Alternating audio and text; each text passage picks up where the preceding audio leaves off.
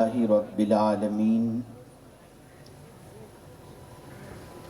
والعاقبة للمتقين والصلاة والسلام على سيد الأنبياء والمرسلين وعلى آله وأصحابه الطيبين الطاهرين أما بعد فأعوذ بالله من الشيطان الرجيم بسم الله الرحمن الرحيم يا أيها الذين آمنوا اذكروا الله ذكرا كثيرا صدق الله العظيم۔ قابل قدر علماء ذوی الاحترام، حاضرین و حاضرات سنی اجتماع، السلام علیکم ورحمۃ اللہ وبرکاتہ۔ میرے پیارے آقا صلی اللہ تعالی علیہ وسلم کے پیارے دیوانوں، آیہ کریمہ کے جس حصے کی تلاوت کا میں نے شرف حاصل کیا، اس سے متعلق کچھ معروضات پیش کرنے سے پہلے آقا کریم رؤوف الرحیم علیہ التحیۃ والتسلیم کی بارگاہ میں جس طریقے سے میں پڑھاؤں، عقیدت و محبت میں ڈوب کر اسی طریقے سے درود و سلام کا نذرانہ پیش کریں۔ الصلاۃ والسلام علیک یا رسول اللہ، الصلاۃ والسلام علیک یا حبیب اللہ، الصلاۃ والسلام علیک یا نبی اللہ، الصلاۃ والسلام علیک یا نور اللہ، وعلی آلک واصحابک یا حبیب اللہ، صلی اللہ تعالی علیہ وسلم۔ مجھ سے پیشتر آپ نے محب گرامی حضرت مولانا سید امین القادری صاحب کا ایک ناصحانہ خطاب سماعت فرمایا، اور ان سے پیشتر استاذ العلماء حضرت استادی علامہ غلام غوث علوی الہاشمی مدظ اللہ العالی کا خطاب بھی آپ نے سماعت فرمایا۔ یہ اجتماع در حقیقت سیدنا غوث الثقلین رضی اللہ المولا تبارک و تعالی عنہ کی نسبت سے ہر سال محب گرامی جناب الحاج ادریس کنڈا صاحب دوراجی کی سرزمین پر منعقد کرتے ہیں۔ الحمدللہ شاہ جی ہال کی بجائے اس بار اجتماع حضرت خواجہ محکم الدین سیرانی رحمۃ اللہ تعالی علیہ کے دامن میں منعقد کیا گیا ہے، جس میں آپ بڑی تعداد کے اندر اس وقت حاضر ہیں۔ سیدنا غوث پاک رضی اللہ المولا تبارک و تعالی عنہ نے بگڑے ہوئے ماحول کو سنوارنے کے لیے بڑی کوششیں کی۔ سب سے پہلے تو آپ نے ماحول دیکھا، ماحول کو سنوارنے کے لیے جد و جہد شروع فرمائی، لیکن لوگوں کے دل اتنے سخت ہو چکے تھے کہ جلدی سے دین کی طرف وہ آنے کے لیے تیار نہ ہوئے، تو غوث پاک رضی اللہ تعالی عنہ لوگوں کی بدذوقی کی وجہ سے اور سنورنے کے جذبے کے نہ ہونے کی وجہ سے سیدنا غوث پاک رضی اللہ تعالی عنہ نے بغداد شہر چھوڑنے کا ارادہ کیا کہ جب لوگ سنورنا ہی نہیں چاہتے تو ایسی زمین پر رہ کر کے کیا فائدہ۔ جب آپ شہر چھوڑ کر جانے لگے تو ایک اللہ والے نے آپ سے کہا، کہاں جا رہے ہو؟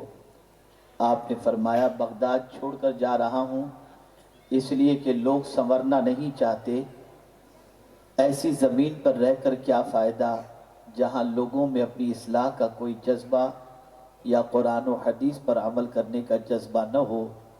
اس اللہ کے برگزیدہ بندے نے غوث پاک سے کہا آپ پلٹ کر آئیں اور بغداد کی سرزمین پر دین و سنیت اور دین کا کام انجام دیں، آپ کی ذات سے بے شمار لوگوں کو فائدہ پہنچے گا۔ غوث پاک رضی اللہ تعالیٰ عنہ پلٹ کر آئے اور انہوں نے انسانوں کی زندگی میں انقلاب پیدا کرنے کا سلسلہ شروع فرمایا۔ اب آئیے میں پہلے سمجھانا چاہوں کہ لوگ بگڑتے کیسے ہیں۔ آج نوجوان ہوں، مرد ہوں یا عورت، کیا وجہ ہے کہ ان کی زندگی بڑی تیزی کے ساتھ گناہ کی طرف بڑھ رہی ہے؟ وہ شیطان کی آواز پر تو لبیک کہتے ہیں، مؤذن کی آواز پر لبیک نہیں کہتے۔ کیا وجہ ہے کہ رات و دن گناہ کی طرف بڑھتے نظر آ رہے ہیں؟ کیا وجہ ہے کہ کوئی لمحہ گناہ کے بغیر خالی نظر نہیں آتا؟ وہ کون سی چیز ہے جس کے چھٹنے کی وجہ سے آدمی آسانی سے گناہ کی طرف مائل ہو جاتا ہے اور شیطان کے بہکاوے میں آ جاتا ہے؟ اگر سیرت غوث الثقلین رضی اللہ تعالیٰ عنہ کا مطالعہ کریں تو آپ اس نتیجے پر پہنچیں گے کہ غوث پاک رضی اللہ المولا تبارک و تعالی عنہ نے انسان کو راہ راست پر لانے کے لیے، شیطان کے پھندے سے بچانے کے لیے انہوں نے جو طریقہ اختیار فرمایا تھا، وہ حدیث کی روشنی میں، وہ قرآن کی روشنی میں آج میں آپ کو ایک حدیث مبارکہ سنانے کی سعادت حاصل کرتا ہوں، اور اس کے بعد خود میں آپ سے سوال پوچھوں گا کہ کیا یہ سچ ہے یا نہیں؟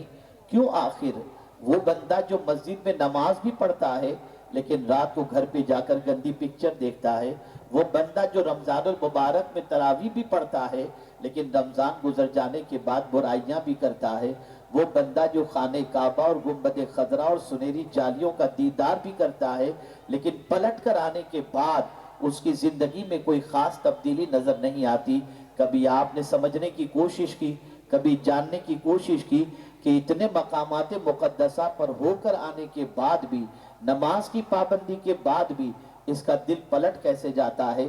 تیزی سے گناہ کی طرف کیوں مائل ہو جاتا ہے؟ نماز پڑھ رہا ہے، پکچر دیکھ رہا ہے، جھوٹ بول رہا ہے، اسی کے ساتھ ساتھ داڑھی رکھے ہوئے ہیں، نگاہیں بہک رہی ہیں، آوارگی کے راستے پر جا رہا ہے۔ کبھی ہم نے سوچنے کی کوشش نہیں کی، ہم یہ تو ضرور غور کرنے کی کوشش کرتے ہیں کہ یہ بخار ملیریا کا ہے، ٹائیفائیڈ کا ہے، یہ بخار کس چیز کا ہے، اس کی تلاش میں تو ہم فوراً لگ جاتے ہیں۔ ڈاکٹر نے کہا جانچ کراؤ، بلڈ ٹیسٹ کراؤ، یورین ٹیسٹ کراؤ، ہم فوراً کرا لیتے ہیں، ریزلٹ آ جاتا ہے، ٹریٹمنٹ شروع کر دیتے ہیں، لیکن بڑی تیزی کے ساتھ بندے کا گناہ میں گرفتار ہونا، کبھی اس کے بارے میں ہم نے نہیں سوچا کہ آخر یہ گناہ میں بندہ کیوں گرفتار ہو جاتا ہے، کیوں آخر گناہ کرتا ہے۔ تو اے رسول اعظم صلی اللہ علیہ وسلم کے دیوانوں، اس حدیث کو ذہن میں محفوظ کر لو، اور پھر میں قرآن کی روشنی میں آپ کو بتاؤں گا کہ اللہ نے کس کس طریقے سے ہماری حفاظت کا اہتمام فرمایا ہے، ہمیں کس چیز کی طرف مائل فرمایا ہے۔ آقا کریم صلی اللہ تعالی علیہ وسلم ارشاد فرماتے ہیں، شیطان، توجہ چاہوں گا، ذرا اس بچے کو تھوڑا سا کنٹرول کر لیجئے آپ، یا پیچھے لے لیجئے، ایک مرتبہ درود شریف پڑھ لیں۔ اللہم صلی علی سیدنا و مولانا محمد معدن الجود والکرم وآلہ وصحبہ وبارک وسلم۔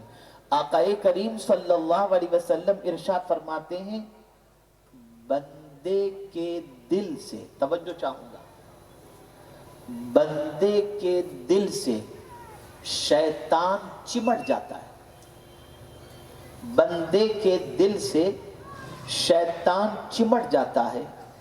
جہاں بندے نے اللہ کا ذکر کیا شیطان بھاگ جاتا ہے، جہاں بندے نے اللہ کا ذکر کیا شیطان بھاگ جاتا ہے، اور جب وہ اللہ کا ذکر چھوڑ دیتا ہے تو شیطان وسوسے ڈالنا شروع کرتا ہے۔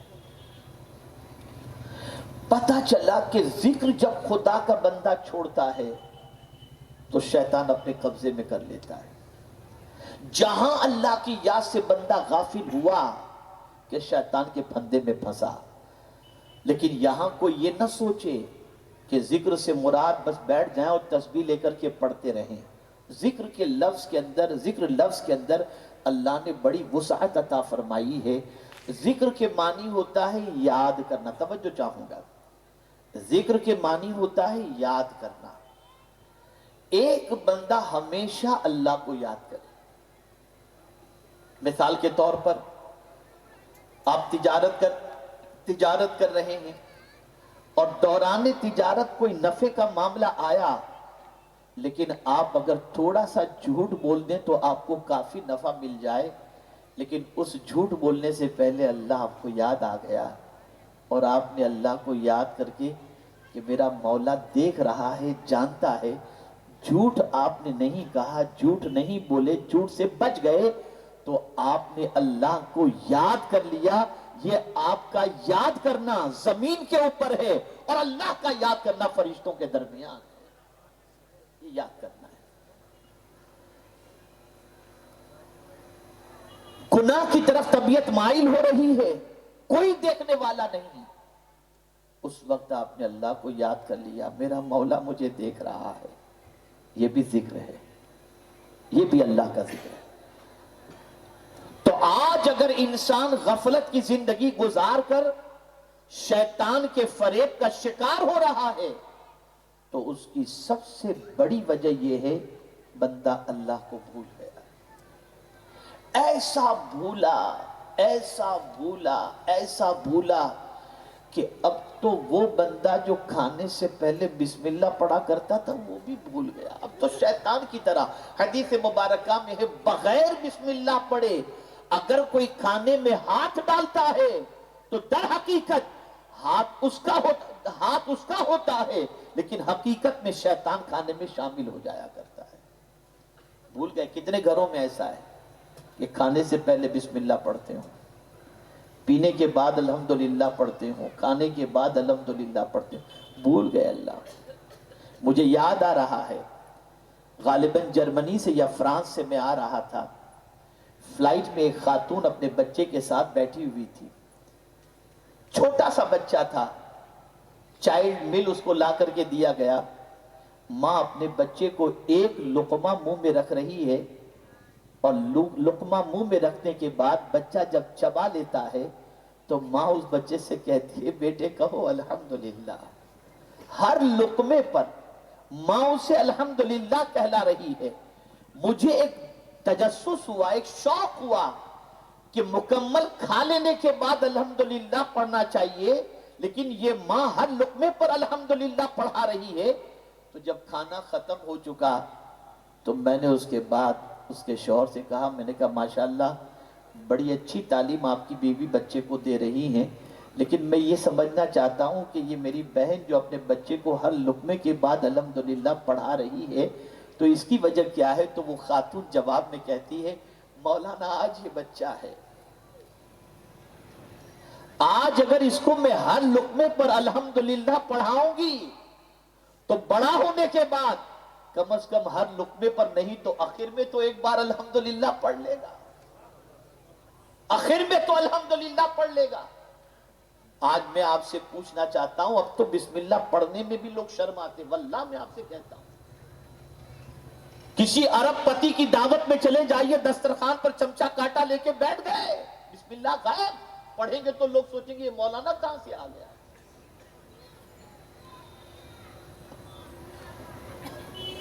بہت کم ایسا ہوتا ہے کہ کھانے کے بعد ہاتھ اٹھا کر لوگ مسلمان یہ دعا کرتے الحمدللہ اے اللہ تیرا شکر. حدیث شریف سن لو، آقائے کریم صلی اللہ علیہ وسلم ارشاد فرماتے ہیں اگر کسی کو کوئی نعمت ملی، توجہ سے سننا، کسی کو کوئی نعمت ملی، اس نعمت کے ملنے پر اس نے کہا الحمدللہ، پھر وہ نعمت اسے بہت اچھی لگی تھی، پھر دوبارہ کہا الحمدللہ، تو پہلی بار کہنے پر 10 نے کی، دوسری بار کہنے پر 10 نے کی، لیکن وہ نعمت اسے بہت پسند آئی تو اس نے تیسری بار بھی کہا الحمدللہ. حضور فرماتے اللہ اس کی مغفرت فرما دیتا ہے، اللہ اس کو بخش دیتا ہے. ہمارا ہی ماحول تھا کہ ہم اپنے رب کو ہر جگہ یاد کرتے تھے، ہر وقت یاد کرتے تھے، اور جب ہم اللہ عز و جل کا ذکر کرتے، اللہ کی یاد کرتے، اللہ کی تسبیح کرتے، اللہ کی تحمید کرتے، اللہ کا ذکر کرتے، تو نتیجہ یہ ہوتا ہمارے دل سے شیطان بھاگ جایا کرتا تھا اور ہمیں نیکی کے راستے پر چلنا آسان ہو جاتا۔ لیکن جب سے ہم نے اللہ کا ذکر کرنا چھوڑ دیا، شیطان نے ہمارے دل پر قبضہ کر لیا۔ ایک اور آیت پیش کرتا ہوں جس سے آپ آج کے دور کی تنگی کو سمجھ سکیں گے۔ آج ہر انسان کہہ رہا ہے مولانا زندگی میں برکت ختم ہو گئی، آج ہر انسان یہ کہہ رہا ہے مولانا مال میں برکت ختم ہو گئی، آج ہر انسان یہ کہہ رہا ہے وقت میں برکت ختم ہو گئی۔ کون سی ایسی چیز ہے جس میں آج تنگی نظر نہ آتی ہو؟ میں قرآن سے پوچھتا ہوں، اے قرآن تو ہی بتا دے یہ تنگی کی وجہ کیا ہے؟ تنگی بھی مولا کی طرف سے ہے، کشادی بھی مولا کی طرف سے ہے۔ اللہ اکبر۔ ایک تو وہ راتیں تھیں جو لوگوں کو کم نظر آتی تھی، چھوٹی نظر آتی تھی۔ آج کی پوزیشن آپ دیکھ لیں، میرے پیارے آقا صلی اللہ تعالی علیہ وسلم کے پیارے دیوانوں، آپ دیکھیں تنگی کی وجہ کیا ہے؟ تو قرآن مقدس میں اللہ فرماتے ہیں وَمَن يَعْشُ عَن ذِكْرِ الرَّحْمَنِ نُقَيِّدْ لَهُ شیطان۔ ایک تو یہ فرمایا گیا جو رحمان کے ذکر سے غفلت کرے شیطان اسے اپنے جکڑ میں لے لیتا ہے۔ اور دوسرے مقام پر فرمایا وَمَنْ أَعْرَضَ عَن ذِكْرِي جس نے میرے ذکر سے پرہیز کیا نُقَيِّدْ لَهُ شیطان فَهُوَ لَهُ قَرِينٌ، یہ بھی فرمایا۔ اور ایک مقام پر فرمایا وَمَنْ أَعْرَضَ عَنْ ذِكْرِي فَإِنَّ لَهُ مَعِيشَةً ضَنْكًا وَنَحْشُرُهُ يَوْمَ الْقِيَامَةِ أَعْمَى جس نے میرے ذکر سے پرہیز کیا ہم اس کے لیے تنگ زندگانی کر دیں گے، یعنی اس کی زندگی میں تنگی، رزق میں تنگی، مال میں تنگی، وقت میں تنگی، ہر چیز میں تنگی کی وجہ اللہ کی ارشاد فرماتا ہے جب لوگ میرے ذکر سے غافل ہوں گے تو ہم تنگی پیدا کر دیں گے، مال میں بھی تنگی ہو جائے گی، زندگی میں بھی تنگی ہو جائے گی، اور بعض مفسرین تو فرماتے ہیں کہ قبر میں بھی تنگی ہو جائے گی، قبر میں بھی تنگی ہو جائے گی۔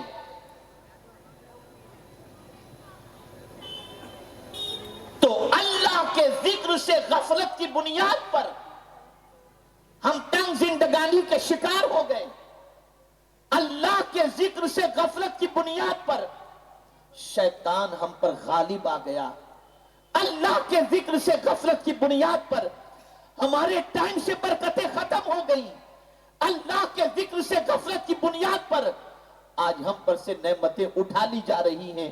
اے رسول اعظم صلی اللہ تعالی علیہ وسلم کے دیوانوں، اچھی طریقے سے یاد رکھو جب بندہ اللہ کے ذکر سے غفلت برتتا ہے اس کے راستے اس کے پیر بھٹک جاتے ہیں، وہ غلط راستے کا مسافر بن جاتا ہے، شیطان اس پر غالب آ جاتا ہے۔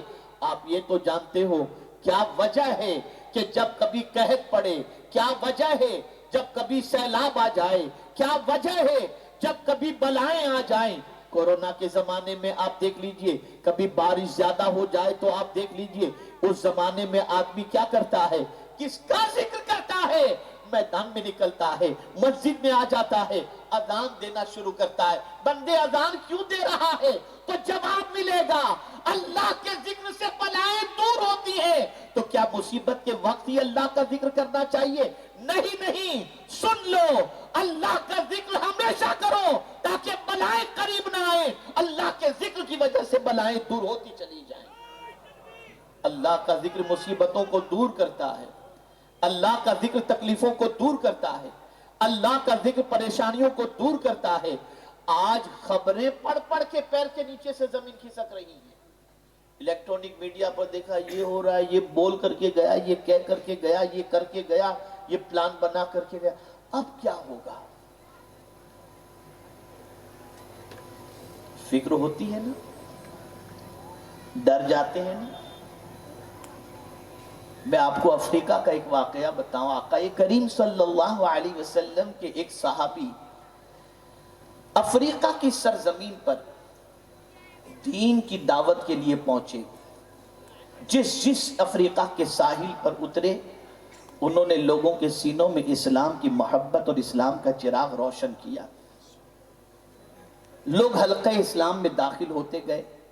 وہ کسی نہ کسی تابعی کو وہاں بٹھا کے آگے بڑھتے گئے، یہاں تک کہ کئی علاقے اس طریقے سے آغوش اسلام میں آئے، اور اس کے بعد یہ فکر لاحق ہوئی کہ سب اسلام پر قائم رہیں گے یا نہیں رہیں گے. کیا ایسا ہے کہ ہم واپس مدینے چلیں یا یہاں رہیں؟ تو بعض تابعین اور صحابہ نے مشورہ دیا کہ یہاں رہنا چاہیے. تو اتنے لوگ رہیں گے کہاں؟ تو قربان جائیے وہ صحابی رسول کے جملے پر ارشاد فرماتے ہیں، یہ جو جنگل ہے نا، اس جنگل میں ہم رہیں گے. اب جنگل میں رہنے کی جیسے ہی بات کہی گئی تو آپ کے رفقا نے یہ کہا کہ حضور آپ جنگل میں رہنے کی بات کر رہے ہیں، وہاں تو درندے رہتے ہیں، شیر رہتے ہیں، اور پتہ نہیں کیسے کیڑے مکوڑے حشرات الارض رہتے ہیں، کھا جائیں گے، پریشان کریں گے، تکلیف پہنچائیں گے، جنگل میں کیسے رہا جا سکتا ہے؟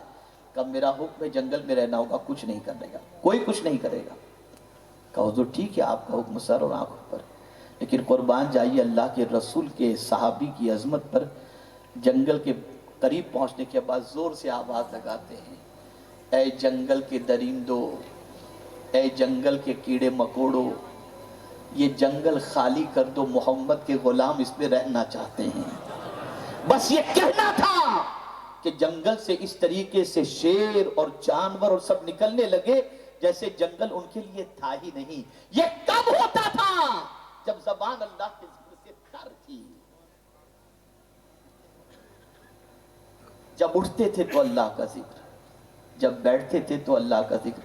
میں نے خود سرکار حضور مفتی اعظمین علیہ رحمہ کو دیکھا ہے، وہ جب گاڑی میں بیٹھتے تھے نا، یا حی یا قیوم برحمتک نستغیث، بیٹھ کر کے جب اٹھتے تھے بڑھاپے کی دہلیز پر پہنچنے کے بعد بھی تو زبان پر ہوتا اللہ اللہ اللہ. جب کوئی بندہ اللہ کے ذکر کی کثرت کرتا ہے تو شیطان اس پر غالب نہیں آتا. سن لو، عرض یہ کر رہا تھا کہ ہم چوہے سے ڈر جاتے ہیں، مچھر سے ڈر جاتے ہیں، اور چھوٹے چھوٹے کیڑے مکوڑوں سے ڈر جاتے ہیں. اللہ والے کیوں نہیں ڈرتے تھے؟ تو اب حدیث کی روشنی میں سمجھو تاکہ سمجھ سکو. آقا کریم صلی اللہ علیہ وسلم فرماتے، یہ بخاری شریف کی حدیث ہے، آقا کریم صلی اللہ علیہ وسلم ارشاد فرماتے ہیں، ذکر کرنے والے اور نہ کرنے والے کی مثال زندہ اور مردہ جیسی ہے.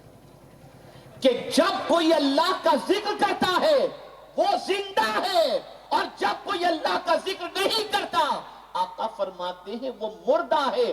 ہم نے اللہ کا ذکر چھوڑ دیا، اس لیے ایسے مردہ ہو گئے کہ اخبار پڑھ کر کے رونے لگتے اور پسینہ نکلنے لگتا. وجہ ذکر سے غفلت، اللہ کی یاد سے غفلت. آج تو ماحول اتنا پلٹ چکا ہے کہ جو اللہ کو زیادہ بھولے اسے عقل مند سمجھتے ہیں لوگ، اور جو اللہ کو زیادہ یاد کرے اسے بے وقوف سمجھتے ہیں. لیکن قربان جائیے قرآن کی عظمت پر. اللہ ارشاد فرماتا ہے، کون ہے عقل والے؟ ان فی خلق السماوات والارض واختلاف اللیل والنہار لآیات لأولی الالباب الذین یذکرون اللہ قیاما وقعودا وعلی جنوبہم. عقل والے وہ ہیں جب کھڑے ہوتے ہیں تو اللہ کو یاد کرتے ہیں، جب بیٹھتے ہیں تو اللہ کو یاد کرتے ہیں، اور جب کروٹ لیتے ہیں تو اللہ کو یاد کرتے ہیں. یہ در حقیقت عقل والے ہیں. میرے پیارے آقا صلی اللہ تعالی علیہ وسلم کے پیارے دیوانوں، اللہ عز و جل کا ذکر کثرت سے کیا کرو. قرآن نے مختصر ذکر کا حکم نہیں دیا بلکہ فرمایا، یا ایھا الذین آمنوا اذکروا اللہ ذکرا کثیرا. اے ایمان والو اللہ کو یاد کرو اور کثرت سے یاد کرو. میرے پیارے آقا صلی اللہ تعالی علیہ وسلم کے پیارے دیوانوں، ہم اللہ کی یاد سے غفلت کے شکار ہو گئے. اللہ کی یاد نہیں کر رہے، اللہ ہمیں یاد نہیں آتا. کب یاد آتا ہے؟ مصیبت آتی ہے تو یاد آتا ہے، پریشانی آتی ہے تو یاد آتا ہے. لیکن سن لو اے رسول اعظم صلی اللہ علیہ وسلم کے دیوانوں، سچا اللہ کا چاہنے والا بندہ وہ ہے मुसीबत हो या राहत हो, अपने रब के जिक्र से वो गाफिल नहीं होता। अब आइए घर के हवाले से हुजूर क्या फरमाते हैं। आकाए करीम सल्लल्लाहु अलैहि वसल्लम इरशाद फरमाते हैं, अल्लाह अकबर, ये मुस्लिम शरीफ की हदीस है। मेरे आका सल्लल्लाहु अलैहि वसल्लम फरमाते हैं, वो घर मुर्दा है जिस घर में अल्लाह का जिक्र नहीं होता, और वो घर जिंदा है जिस घर में अल्लाह का जिक्र होता है। ऐ रसूल आज़म सल्लल्लाहु अलैहि वसल्लम के दीवानों, तो बाहर निकलो तो भी अल्लाह का जिक्र करो, मस्जिद में जाओ तो अल्लाह का जिक्र करो, घर में जाओ तो अल्लाह का जिक्र करो। किस तरह से अल्लाह का जिक्र करो? तो अल्लाह अकबर, घर में जब दाखिल हो तो सबसे पहले घर वालों को सलाम करो, सलाम के बाद हुजूर सल्लल्लाहु अलैहि वसल्लम पर तोहफे दुरूद और सलाम पेश करो, सूरह इखलास पढ़ लो। अल्लाह ऐसे घर के अंदर कभी तंगी नहीं अता करता जिस घर के अंदर अल्लाह के कलाम की तिलावत होती है। अल्लाह का जिक्र करो, कसरत से जिक्र करो। अब आइए मैं थोड़ा सा समझाता हूं, कहां कहां अल्लाह का जिक्र किस किस तरीके से फायदा अता फरमाता है। आप कमजोर हैं, नातवा हैं, आपके पास हर चीज की कमी है और आपको दुश्मन परेशान करने के लिए आ गया। अब आप अंदर से घबरा रहे हैं कि मैं इस दुश्मन पर गालिब कैसे आ सकता हूं, कामयाब कैसे हो सकता हूं। तो यहां कुरान ने वाज़ेह लफ्ज़ों में फरमाया, या अय्युहल्लज़ीना आमनू इज़ा लक़ीतुम फ़िअतन फ़स्बुतू वज़कुरुल्लाह कसीरा लअल्लकुम तुफ़्लिहून। ए ईमान वालो, जब तुम्हारा दुश्मन से मुकाबला या आमना सामना हो तो साबित कदम रहो और अल्लाह का जिक्र कसरत से करो, अल्लाह तुम्हें कामयाबी अता कर। वह अल्लाह का जिक्र करो, अल्लाह तुम्हें कामयाबी अता फरमाएगा। मेरे प्यारे आका सल्लल्लाहु अलैहि वसल्लम के प्यारे दीवानों, इसी तरीके से आप देखें हजरत मूसा अलैहिस्सलातु व तस्लीम, रब्बे कदीर जल्ल जलालहू के वो पैगंबर जिनको कलीम होने का शर्फ हासिल है। अल्लाह अकबर। आप जरा सोचें, आप भी जबान मांगते हैं, बहुत सारे ऐसे होंगे जिनकी जबान में लुकनत होगी, या जिनकी जबान के अंदर कोई परेशानी होगी, या जिनकी बात जबान से निकलती नहीं होगी, अल्फाज नहीं निकलते होंगे, गूंगे होंगे या कोई परेशानी होगी। लेकिन आदमी जबान क्यों मांगता है, बोलने की ताकत क्यों मांगता है? ताकि उस जबान के जरिए अल्फाज ऐसे निकाले जिसके जरिए उसकी परेशानी भी दूर हो, उसका माफी जमीर वो पेश कर सके। लेकिन कुर्बान जाइए, नबी अल्लाह से जबान और बोलने की कुव्वत क्यों मांग रहे हैं? अल्लाह अकबर। कुरान की आयत देखें, सूरह ताहा के अंदर हजरत मूसा अलैहिस्सलाम अल्लाह की बारगाह में अर्ज करते हैं, रब्बिशरह ली सदरी वयस्सिर ली अमरी वहलुल उक़दतम मिन लिसानी। ए अल्लाह, मेरी जबान की गिरह को खोल दे। मेरे मूसा, आप बताइए, अल्लाह अज़्ज़ा व जल्ल की बारगाह में ये जबान की गिरह को खुलने के सिलसिले में आप क्यों दुआ करते हैं? अगर जबान की गिरह खुल गई तो आप क्या करेंगे? तो कुरान कहता है, हजरत मूसा अलैहिस्सलाम अल्लाह की बारगाह में अर्ज करते हैं, कई नुसब्बिहका कसीरा व नज़कुरका कसीरा। जब जबान की गिरह खुल जाएगी तो मौला मैं तेरी तस्बीह भी कसरत से करूंगा और तेरा जिक्र भी कसरत से करूंगा। जबान मांग रहे हैं तो अल्लाह के जिक्र के लिए, अल्लाह की तस्बीह के लिए, अल्लाह की याद के लिए। ए रसूल गिरामी वक़ार सल्लल्लाहु अलैहि वसल्लम के दीवानों, ये आज जो पूरा माहौल है, माल की तंगी अल्लाह को भूलने की वजह से है, जिंदगी में तंगी अल्लाह को भूलने की वजह से है, आज बीमारियां अल्लाह को भूलने की वजह से है, आज अगर खुद फरामोशी का मामला अल्लाह को भूलने की वजह से है, अल्लाह के जिक्र से गफलत की वजह से है। ए रसूल आज़म सल्लल्लाहु अलैहि वसल्लम के दीवानों, अल्लाह की याद को अपनी जिंदगी का वजीफा बना लो, अपना मामूल बना लो। सुबह उठो, क्या वजह है कि मुस्तफ़ा जाने रहमत सल्लल्लाहु अलैहि वसल्लम ने सोने के वक्त की दुआ बताई, उठते वक्त की दुआ बताई, घर से निकलते वक्त की दुआ बताई, बाजार में जाने की दुआ बताई, बाजार में पढ़ने की दुआ बताई। ये सारे वक्त की दुआएं क्यों बताई? खाने से पहले की दुआ, आईना देखने की दुआ, तेल लगाने की दुआ, कंघी करने की दुआ, چہرے کو دیکھنے کی دعا، وضو کے ایک ایک ارکان کی ادائیگی کے وقت کی دعا، یہ ساری دعائیں کیوں عطا کی گئیں؟ اس لیے عطا کی گئیں تاکہ بندہ ہمیشہ اللہ کے ذکر میں رہے، اور جب اللہ کے ذکر میں رہے گا تو میرا مولا شیطان کے پھندے سے اسے بچا لے گا، شیطان کے مکر و فریب سے بچا لے گا، شیطان اس کے دل سے دور ہو جائے گا اور وہ بندہ سیدھے راستے کا مسافر بن جائے گا۔ اب آئیے میں آپ کو سمجھاؤں، سیدنا غوث پاک رضی اللہ المولا تبارک و تعالی عنہ نے لوگوں کی زندگی میں انقلاب پیدا کیا، لوگوں کا ذاکر خدا بنا دیا، لوگوں کے سینے پہ ہاتھ پھیرا تو دل بھی اللہ کی یاد میں لگ گیا، لوگوں کو وظیفے عطا فرمائے، اللہ کی یاد میں لوگ لگ گئے۔ میں خود ابھی کا واقعہ بتاؤں، بغداد مقدس کی سرزمین پر 11ویں شریف کے موقع پر ہم حاضر تھے، ایک بزرگ سے ملاقات ہوئی، اس بزرگ نے ایک وظیفہ عطا فرمایا، میرے بیٹے سے انہوں نے فرمایا، میں نے جب ان سے کہا اس کے لیے دعا کریں تو اللہ اکبر فرماتے ہیں، بیٹا تم ایک کام کرو، لا الہ الا اللہ الغنی الحمید، اسے کثرت سے پڑھا کرو۔ مجھے واقعی یاد آیا، یہ اللہ کا ذکر بتا رہے ہیں، یہ غوث پاک کا طریقہ تھا، یہ سلطان اولیاء کا طریقہ تھا، یہ سیدنا غوث ثقلین کا طریقہ تھا۔ اللہ اکبر! اسی کے ساتھ حضرت جنید بغدادی رضی اللہ تعالیٰ عنہ کے آستانے پر گئے تو وہاں کے امام سے ملاقات ہوئی، میں نے دعا کے لیے کہا، انہوں نے کہا مولانا ایک کام کریں، یا فتاح یا وہاب افتح لنا ابواب، یہ دعا پڑھا کرو، اور لا الہ الا اللہ الملک الحق المبین محمد الرسول اللہ صادق الوعد الامین، یہ پڑھا کرو۔ میں نے محسوس کیا بغداد کی سرزمین پر مجھے بار بار ذکر الہی کی طرف کی تعلیم دی جا رہی ہے، ذکر الہی کے بارے میں بتایا جا رہا ہے، پتا چلا وہاں سے ذکر الہی کا درس اس لیے دیا جا رہا ہے کہ بغداد کی زمین پر اگر اولیاء وہاں چمکتے دمکتے دکھائی دیتے ہیں تو اس کی وجہ یہ ہے وہ صبح اٹھتے تھے اللہ کا ذکر کرتے تھے اور رات کو سوتے تھے تو اللہ کا ذکر کر کے سویا کرتے تھے۔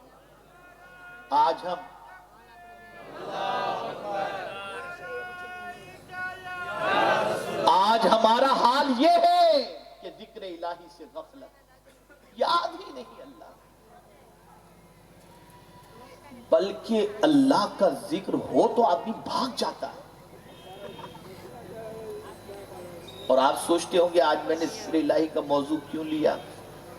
تو ابھی کچھ دنوں پہلے جوناگڑھ میں تقریر ہوئی تھی تو دل کے سکون کی 3 باتیں میں نے بتائی تھی اور میں نے وعدہ کیا تھا کہ چوتھی بات انشاءاللہ دھورا جی میں بتاؤں گا، تو یہ چوتھی بات بتا رہا ہوں۔ اللہ کے ذکر سے کیا ملتا ہے؟ بے قرار ہونا، بے چین ہونا، تکلیفیں گھیری ہوئی ہیں آپ کو، کیا کرنا ہے؟ تو قرآن کہتا ہے الا بذکر اللہ تطمئن القلوب، آگاہ ہو جاؤ، اللہ کے ذکر سے دل کو اطمینان ملتا ہے، دل کو سکون ملتا ہے۔ آج پوزیشن کیا ہے؟ مصیبت آئی سگریٹ پینا شروع کر دیا، ٹینشن آیا پکچر دیکھنا شروع کر دیا، جہاں کوئی تکلیف آئی تو ان کاموں سے انسان اپنی پریشانی کا علاج تلاش کر رہا ہے جو کام میں خود پریشانی رکھی ہوئی ہے۔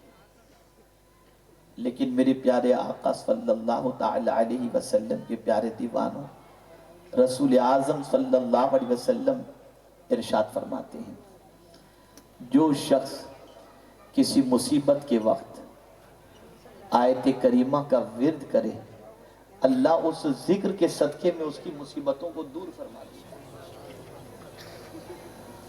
اور آقا کریم صلی اللہ علیہ وسلم فرماتے ہیں لا حول ولا قوت الا باللہ، یہ 99 بیماریوں کا علاج ہے، ان میں سے سب سے چھوٹی بیماری اسٹریس، غم، ٹینشن ہے، جس کو ہم سب سے بڑا سمجھتے ہیں، حضور کے نزدیک وہ سب سے چھوٹی، اس سے بڑی 99 بیماریاں، اس کے لیے بھی حضور نے جو علاج بتایا وہ کیا؟ لا حول ولا قوت الا باللہ۔ کون حضور؟ کون حضور؟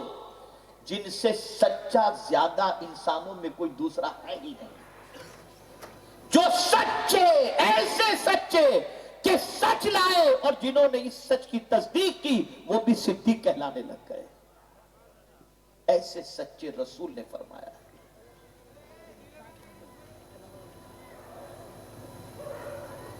سارے سلاسل کے اندر ایک عمل دیا گیا، تمہاری کوئی تمنا ہے، کوئی جائز خواہش ہے، اور تم چاہتے ہو کہ اللہ تمہاری تمنا اور خواہش کو پوری کر دے، تو روزانہ عشاء کی نماز کے بعد 450 مرتبہ حسبنا اللہ و نعم الوکیل پڑھو، اللہ تمہاری پریشانی دور فرما دے گا، تمہاری تمنا پوری فرما دے گا۔ اے رسول اعظم صلی اللہ علیہ وسلم کے دیوانوں، ہم نے قرآن چھوڑ دیا، ہم نے اللہ کا ذکر چھوڑ دیا، ہم نے اللہ کی یاد چھوڑ دی، اللہ کو پکارنا چھوڑ دیا، تو آج ہماری پوزیشن یہ کہ شیطان ہم پر مسلط ہو گیا اور ہمارے دل میں وسوسے ڈال رہا ہے، گناہ کی محبت ڈال رہا ہے، یہ ساری چیزیں کروا رہا ہے، ان چیزوں کی وجہ سے ہم ہلاک ہو رہے ہیں۔ تو میرے پیارے آقا صلی اللہ تعالی علیہ وسلم کے پیارے دیوانوں، سیدنا غوث پاک رضی اللہ تعالی عنہ ایسے اللہ کے ذاکر تھے، ایسے اللہ کے ذاکر تھے، ایسے اللہ کے ذاکر تھے۔ میں صرف تحدیث نعمت کی خاطر کہتا ہوں، کوئی اپنی بڑائی کی غرض سے نہیں۔ محب گرامی مولانا سید امین القادری صاحب بھی ساتھ میں تھے۔ ہمیں اس حجرے میں اللہ کا ذکر کرنے کی توفیق نصیب ہوئی ہے جس حجرے میں بیٹھ کر غوث پاک اللہ کا ذکر کیا کرتے تھے، آج تک اس کی لذت محسوس کی جاتی ہے۔ جب بھی یاد آتا ہے نا وہ وقت، تو ایک طبیعت کے اندر ایک عجیب ایسا لگ رہا تھا جیسے ہم ہی ذکر نہیں کر رہے، در و دیوار بھی اللہ کا ذکر کر رہے ہیں۔ اور سن لو، اچھی طریقے سے سن لو، دل و دماغ میں بٹا لو، ولی کی تعریف حضور نے کیا فرمائی۔ آقا کریم صلی اللہ علیہ وسلم ارشاد فرماتے ہیں، ولی وہ ہے جس کو دیکھو تو خدا یاد آ جائے، جس کو دیکھو تو کون یاد آئے؟ خدا یاد آ جائے۔ پتہ چلا ولی اللہ کے ذکر میں اتنا ڈوبا ہوا ہوتا ہے کہ اتنا ڈوبا ہوا ہوتا ہے کہ بندہ اسے دیکھ لے تو اسے بھی اللہ یاد آ جانے لگ جاتا ہے۔ یہ ولی کی پہچان۔ مردوں میں تم سے بھی گزارش کرتا ہوں، اللہ کے ذکر کی کثرت کرو، اور یہ بات یاد رکھو، نماز کے لیے عمر، وقت، پاکیزگی، یہ ساری چیزوں کی قید ہے۔ اللہ کا ذکر رب نے فرمایا کثرت سے کرو، اٹھو تو بھی اللہ کا ذکر۔ آپ اٹھتے کیا کرتے ہیں؟ پہلے دیکھتے ہیں کس کا میسج، سب سے پہلے۔ اور حضور صلی اللہ علیہ وسلم فرماتے ہیں اٹھتے ہی کہو الحمدللہ، الحمدللہ الذی احیانا، الحمدللہ الذی احیانا بعد ما اماتنا والیہ النشور۔ اٹھتے ہی اللہ کی بارگاہ میں اللہ کا شکر ادا کرو، مولا تو نے موت کے بعد ایک نئی زندگی عطا فرمائی۔ نیند کیا ہے؟ النوم اخو الموت، نیند کیا ہے؟ لیکن اللہ رب العزت جل جلالہ نے نئی زندگی عطا فرمائی، اس پر اللہ کا شکر ادا کرو۔ بندہ صبح اٹھ کر تو دوست کو یاد کرتا ہے، خدا کو یاد نہیں کرتا جس نے تجھے زندگی دی۔ کتنے مسلمان ایسے ہیں جو صبح اٹھتے ہی الحمدللہ پڑھتے ہوں؟ مجھے یاد آ رہا ہے اللہ اکبر، حضور مفکر اسلام کا ایک قول، ارشاد فرماتے ہیں اپنی عادت بنا لیا کرو صبح اٹھ کے کلمہ شہادت پڑھنے کی، اپنی عادت بنا لیا کرو، اٹھو تو کلمہ شہادت پڑھو۔ یہ عادت تمہاری بنی رہے گی نا، تو قبر میں جب تمہیں اتارا جائے گا اور جب قبر سے تمہیں اٹھایا جائے گا نا، تو اس وقت بھی یہ عادت تمہیں کام آئے گی۔ اٹھتے ہی جو عادت دنیا میں تھی نا، ایسے ہی کلمہ شہادت پڑھو گے، سوال سے پہلے فرشتوں کو جواب تمہاری طرف سے مل جائے گا۔ یہ عادت بناؤ۔ ہے آج عادت رات کو سوتے وقت اللہ کا ذکر کرنے کی؟ سنیے، ایک اعرابی حضور صلی اللہ علیہ وسلم کی خدمت میں حاضر آئے. حضرت عبداللہ ابن بصر رضی اللہ تعالیٰ عنہ راوی ہیں. ایک اعرابی آئے، آ کر انہوں نے حضور صلی اللہ علیہ وسلم سے عرض کیا، یا رسول اللہ صلی اللہ تعالی علیہ وسلم، کون سا مسلمان سب سے افضل؟ تو میرے آقا صلی اللہ علیہ وسلم نے ارشاد فرمایا، اللہ نے جس کو لمبی عمر عطا فرمائی اور اس نے اللہ کی اطاعت میں اپنی زندگی گزار دی، وہ بندہ اللہ کے نزدیک سب سے افضل ہے. اب سنیے جو سوال انہوں نے پوچھا ہے، بس یہ آخری بات، اس لیے کہ میں زیادہ آپ کا وقت نہیں لوں گا، اتنا ہی یاد رکھ لیں تو بہت بڑی بات. اب انہوں نے جو سوال کیا سنیے. عرض کرتے حضور کون سا عمل سب سے اچھا اور کون سا عمل سب سے افضل؟ اب حضور جو فرماتے اسے غور سے سنو. آقا کریم صلی اللہ علیہ وسلم ارشاد فرماتے ہیں، بندہ جب اس دنیا سے جا رہا ہو اور اس وقت اس کی زبان اللہ کا ذکر کر رہی ہو، سمجھ لو کہ وہ بندے کا ذکر کرنا بہت اچھا عمل ہے کہ اللہ اس ذکر کی بنیاد پر اسے خاتمہ بالخیر عطا فرما رہا ہے. لیکن یہ سعادت نصیب کب ہوگی؟ جب زندگی اللہ کے ذکر میں گزرتی ہوگی. ورنہ ہوگا کیا؟ صبح مال، دوپہر مال، شام مال، خواب میں مال، سوتے میں مال، زندگی میں مال، بیٹھنے میں مال، ہر جگہ مال مال مال مال مال مال. تو مرنے کے وقت بھی مال ہی کی فکر ہوگی اور قبر میں جانے کے بعد بھی مال ہی کی فکر. اس لیے ذکر کو اپنی عادت بناؤ، اللہ کے ذکر کو کثرت سے کرو، اللہ کو یاد کثرت سے کیا کرو. جب اللہ کا ذکر کثرت سے کرو گے، اللہ رب العزت جل جلالہ فتح بھی عطا فرمائے گا، نصرت بھی عطا فرمائے گا. اور سب سے بڑی چیز، شیطان کی گرفت سے، اس کے شکنجے سے، اس کے وسوسے سے، اس کی پکڑ سے اللہ تعالی ہمیں بچا لے گا. اس سے بچنے کا طریقہ یہی ہے کہ ہم اللہ کا ذکر کثرت سے کیا کریں. بس ایک بات، جو شخص روزانہ صبح کو 10 مرتبہ سورہ اخلاص پڑھ لے، 10 مرتبہ، 2 فضیلتیں اس کی میں عرض کرتا ہوں. ایک فضیلت تو یہ فرمائی گئی کہ اگر کوئی شخص 10 مرتبہ سورہ اخلاص پڑھتا ہے تو اللہ رب العزت جل جلالہ اسے جنت میں ایک محل عطا فرمائے. جب سرکار صلی اللہ علیہ وسلم نے یہ فرمایا تو فاروق اعظم رضی اللہ تعالیٰ عنہ نے عرض کیا، حضور اگر کوئی 100 مرتبہ پڑھے تو میرے آقا صلی اللہ علیہ وسلم نے فرمایا اللہ 10 محل عطا فرمائے گا. فاروق اعظم نے پھر عرض کیا، حضور کوئی 1000 مرتبہ پڑھے تو میرے آقا صلی اللہ علیہ وسلم نے فرمایا 100 محل اللہ عطا فرمائے گا. تو مسکراتے ہوئے عرض کرتے ہیں، حضور کیا اللہ کی جنت اتنی بڑی ہے کہ ایک ایک بندے کو 100 محل عطا فرمائے؟ اب حضور کا جواب سنیے.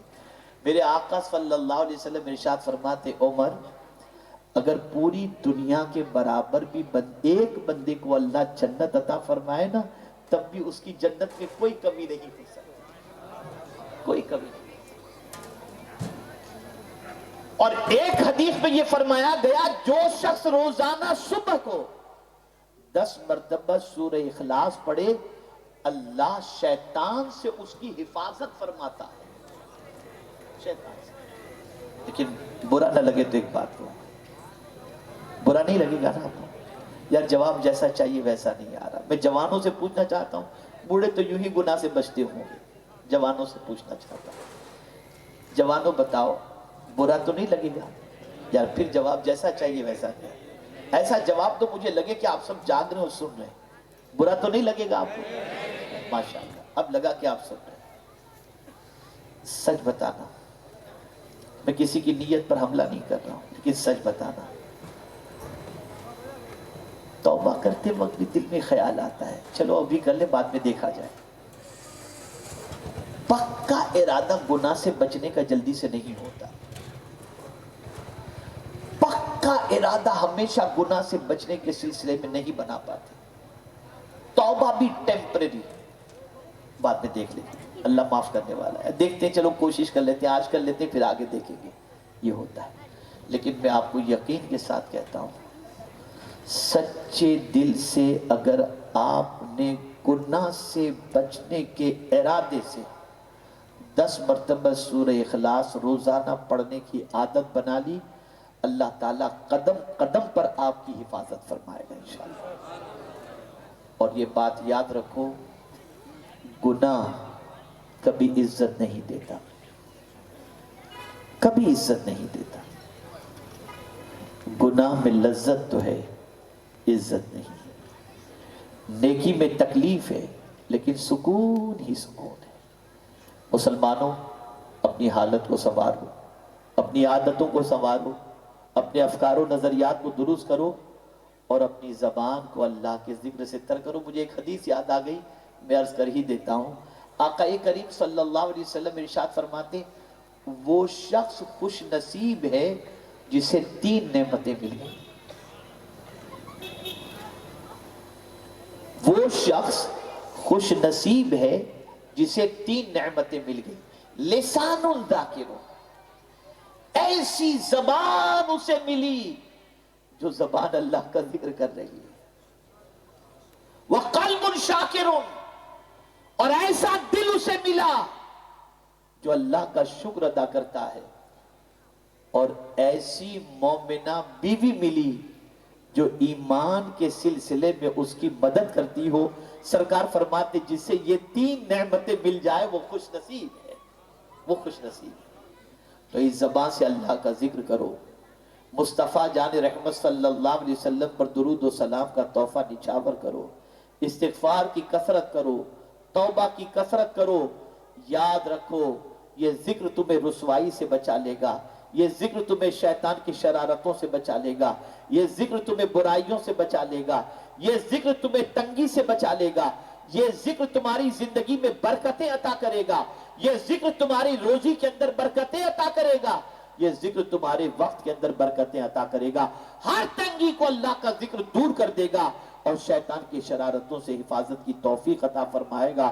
اللہ رب العزت جل جلالہ کی بارگاہ میں دعا ہے کہ رب قدیر، آقا کریم رؤوف الرحیم علیہ التحیۃ والتسلیم کے صدقہ و طفیل مجھے، آپ کو، سب کو رب کی یاد میں اپنی زندگی کے لمحات کو گزارنے کی توفیق نصیب فرمائے، اس لیے کہ اس کا ذکر ہی دلوں کا چین ہے، دلوں کا قرار ہے، قلب کا سکون ہے، اور اسی کا ذکر شیطان کی شرارتوں سے ہماری حفاظت کر سکتا ہے۔